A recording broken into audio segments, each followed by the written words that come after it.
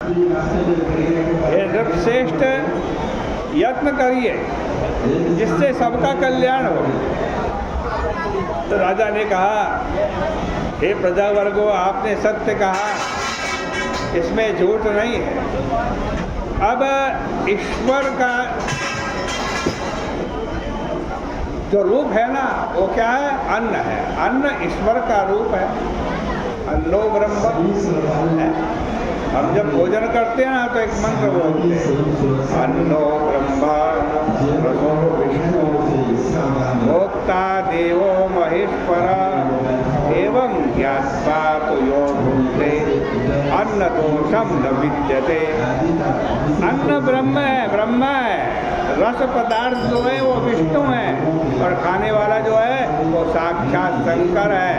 ऐसा सोचकर जो भोजन करता है उसको अन्न खाने का दोष, अन्न से जो दोष होता है वो नहीं लगता।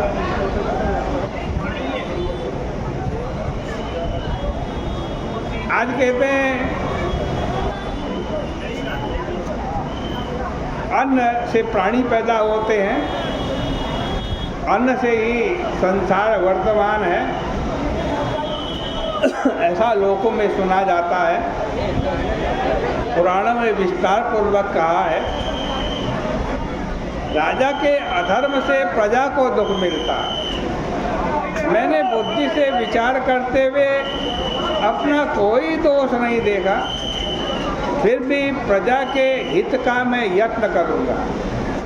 ऐसा विचार करके राजा ने कुछ सेना साथ में ले ली। ब्रह्मा जी को प्रणाम करके गहन वन में चला गया।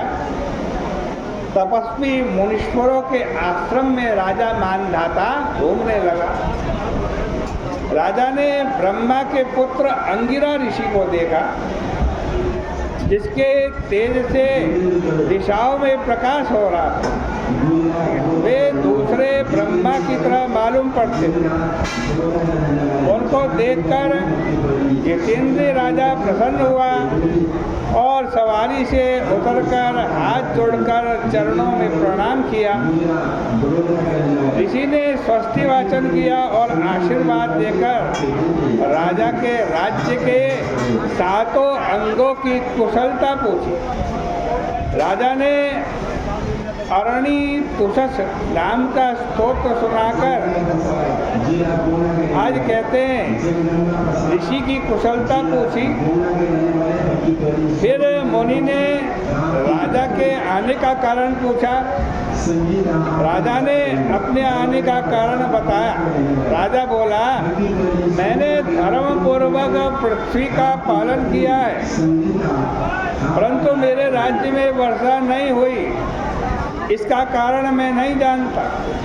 इस संदेह को दूर करने के लिए मैं आपके पास आया। शांति और कल्याण की विधि से प्रजा के सुख का उपाय कीजिए। ऋषि बोले, हे राजन, यह सतयुग सब युगों में उत्तम है। वो सतयुग का काल था जबकि ये कथा कहा, इस युग में मनुष्य ब्रह्म ज्ञानी है। इसमें धर्म के चारों चरण वर्तमान है। इस युग में ब्राह्मणों के सिवाय और कोई तपस्या नहीं कर सकता। हे राजेंद्र, तुम्हारे देश में एक शूद्र तपस्या कर रहा है। उसके अनुचित कार्य करने से वर्षा नहीं हो रही। उसको मारने का उपाय करो, इससे दोष शांत हो जाएगा। राजा ने कहा, हे महाराज, तपस्या करते हुए निरपराध व्यक्ति को मैं नहीं मारूंगा। मेरे दुख को दूर करने का कोई दूसरा उपाय उपदेश बताइए। तब ऋषि बोले, हे राजन, तो ऐसा है कि एकादशी का व्रत करो। आषाढ़ महीने में शुक्ल पक्ष की पद्मा नाम की एकादशी प्रसिद्ध है। उसके व्रत के प्रभाव से निश्चय ही सुंदर वर्षा होगी। यह सब सिद्धियों को देने वाली और सब उपद्रवों को नष्ट करने वाली। तुम प्रजा और परिवार सहित इसका व्रत करो। मुनि का वचन सुनकर राजा अपने महल में गया।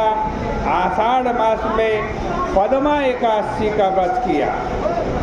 सब प्रजा और चारों वर्ण के मनुष्यों समेत सबने इस व्रत को किया।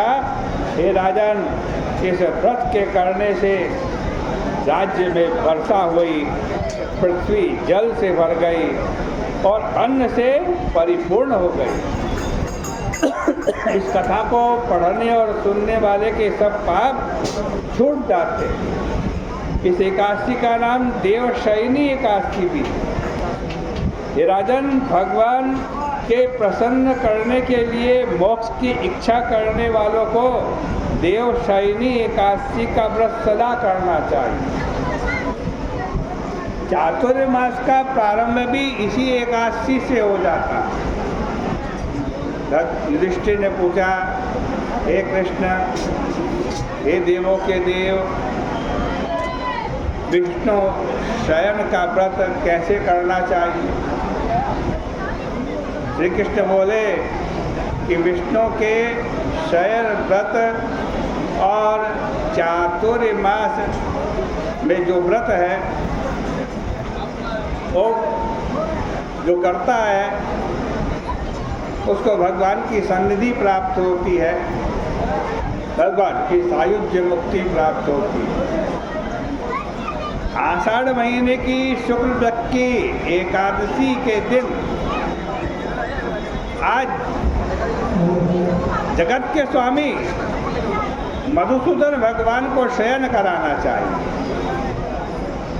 और जब सूर्य तुला राशि में आ जाए, कार्तिक का महीना हो, शुक्ल पक्ष की एकादशी हो, उसको प्रबोधनी एकादशी कहते हैं, तब भगवान को जगाया जाता है। आज कहते हैं फिर भगवान का उद्यापन भी करें, एकादशी का उद्यापन भी करें। शंख चक्र गदाधारी भगवान की प्रतिमा स्थापित करें, उनका पूजन करें, उनको पीताम्बर धारण कराएं, षोडशोपचार से पूजन करें। इस प्रकार से ये देवशयनी एकादशी का व्रत जो कोई भी मनुष्य करता है, भगवान उसके समस्त पापों को नष्ट कर देते हैं। भगवान की सायुज्य मुक्ति को वो प्राप्त करता है। और इस प्रकार से श्री भविष्योत्तर पुराणे विष्णु शयन एकादशी व्रत महात्मा श्री कृष्णार्पणमस्तु। यह भविष्योत्तर पुराण में जो एकादशी की कथाएं आई है, इस एकादशी की श्रवण का जो पुण्य है वो भगवान के श्री चरणों में अर्पित करते हैं। बोले कृष्ण कन्हैया लाल की जय।